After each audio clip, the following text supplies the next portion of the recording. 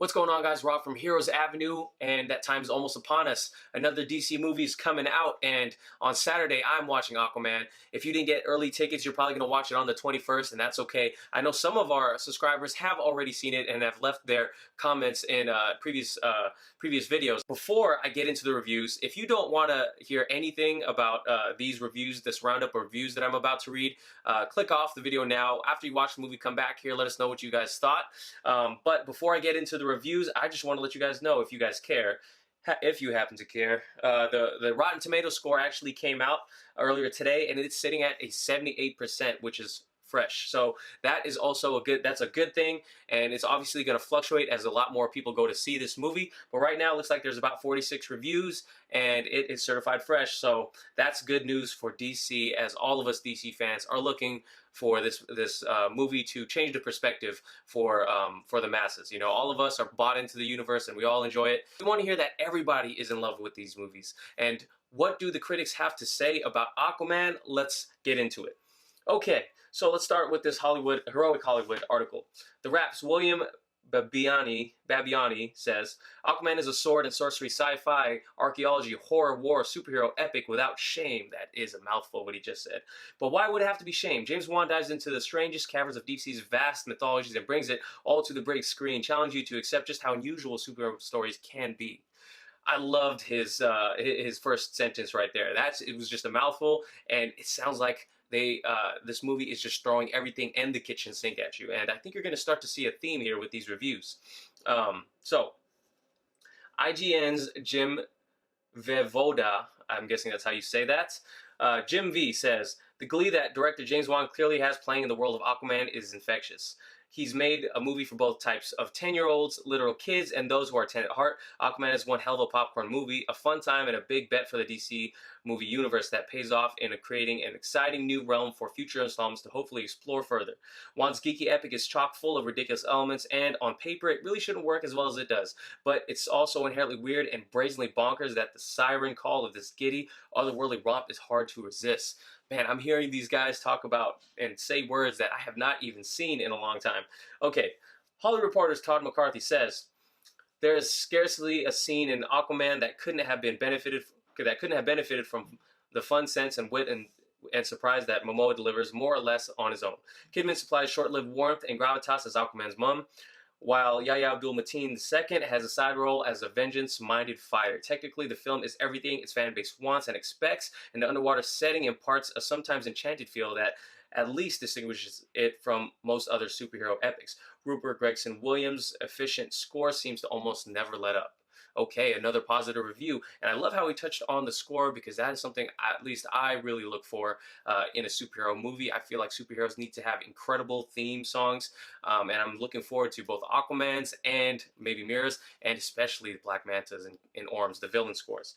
So excited about that. Okay, IO9's Jermaine Lassier. Despite all the things Aquaman is going for it, there's no denying that acting in the film is merely adequate. That the dialogue isn't exactly smart. Some of the characters don't change all that much. And yes, the film could have been better if those things were all up to the level we all know the people involved are capable of achieving. And yet Aquaman is made with such spirit, with such lofty goals when it comes to world building. Somehow those things get pushed aside. The 12-year-old inside you comes out, and you eat it all up like a kid in a candy store. This is grandiose, big budget entertainment at its most self-aware. And even when it swings and misses, it's still a sight to behold. What a review this is. It goes like up and down with, you know, you think it's going to be a negative review, and then he starts talking about, hey, it's all so ambitious that you just get wrapped up in all the craziness of it. And again, there's a theme to these reviews so far. So if you guys are picking up on it, it's that they're throwing everything at you, and you just, if you embrace all of the spectacle that this movie is, it feels like you're gonna love it. So I'm going into this wanting to embrace all this craziness. So he does touch on the dialogue and the acting from Jason Momoa and both Amber Heard. That is one of the things people were really concerned about, and you know what I've seen so far looks okay. You know, it doesn't look terribly bad, but you know, that little comment at the end where he says, even when it swings and misses, it's still a sight to behold. I want to know what that means. This is just, even though this review isn't completely positive, it's making me even more excited to see it, because I want to go ahead and form my own opinion. Okay, IndieWire's Eric Cohn says, despite some visionary images, the latest DC superhero entry careens through several thinly conceived ideas. Okay, so there's a negative review for you. It didn't do much for him, didn't do much to move the boat. So hey, you're gonna have fans like that. Not everyone has to agree with you. This is one guy who didn't like it, and we're gonna get people who don't like it. We're gonna get fans of DC liking it, and we're gonna get fans of DC who don't like it just because of it looks like it's totally different from what we've already gotten. So take the good with the bad, guys. So that was a bad one. Okay, Variety's Peter de Bruge. I don't know how to say his name. Peter D. The weakest link in the DC Comics universe is reconceived as a superhero every bit Superman's equal in director James Wan's waterlogged origin story. Okay, cool. Hey, you guys. Linda Merrick says, a star turn for Momoa, who leads the ridiculousness of this anarchic, campy superhero outing with serious energy and charm. Another promising move for the DCEU. She calls it the DCEU. That must mean she is a fan of the DCEU already. So I'm just assuming that because only a lot of us DC fans like to still call it the DCEU. But yeah, she seems to like Momoa, has no problems with him.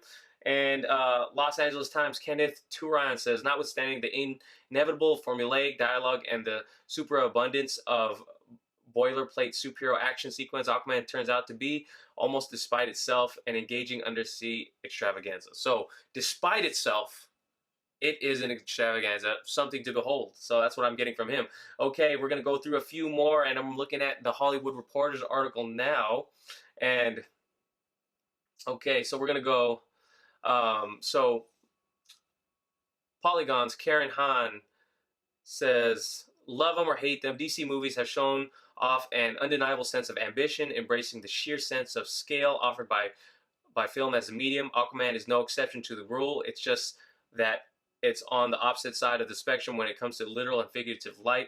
As far as comparable properties go, Aquaman has more in common with Super Sentai in any iteration, or the epics of Chinese director Zhang Yimou of House and Flying Daggers and The Great Wall, that any other recent DC film, even Wonder Woman. So she compares this to different properties. You know, a lot of you guys complain when these superhero movies get compared to each other, especially Marvel movies. I know you guys don't like that, but this person is comparing it to some Chinese directed movies.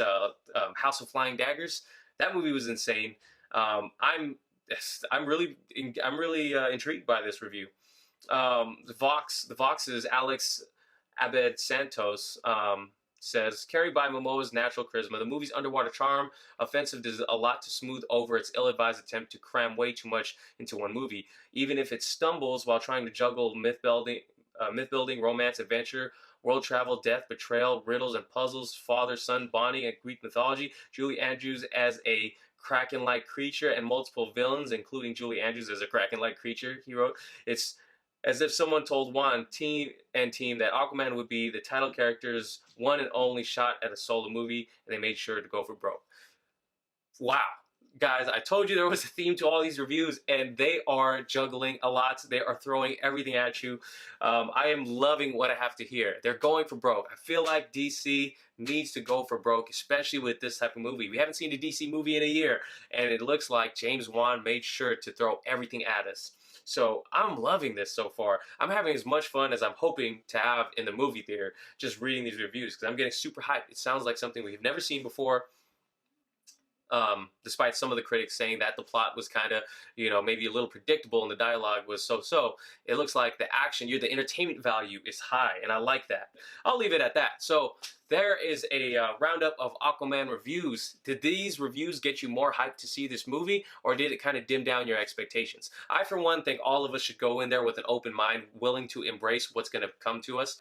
Some of us, most of us, were sold on the trailers, some not so much, but I think if you go into this movie with an open mind, I don't think James Wan has revealed a thing of what's to come as far as spoiling anything in trailers. I only watched one Aquaman clip. I tried not to watch the rest because I didn't want to get spoiled, but I am incredibly excited. I think what the critics have given me in terms of everything in the reviews, it sounds like they're throwing a lot at us, and that we're in for a a hugely entertaining movie. So I'm super excited for this. I think reading these reviews got me even more excited than I was. I'm up to 11 in terms of how excited I am for this movie. So let me know what you guys think about these reviews in the comments down below. Did these reviews get you more excited or more hesitant for this movie coming out, especially with the Rotten Tomatoes score coming out? Let me know what you guys think. Give this video a like if you can, subscribe if you haven't already, and I will catch you guys next time. Peace.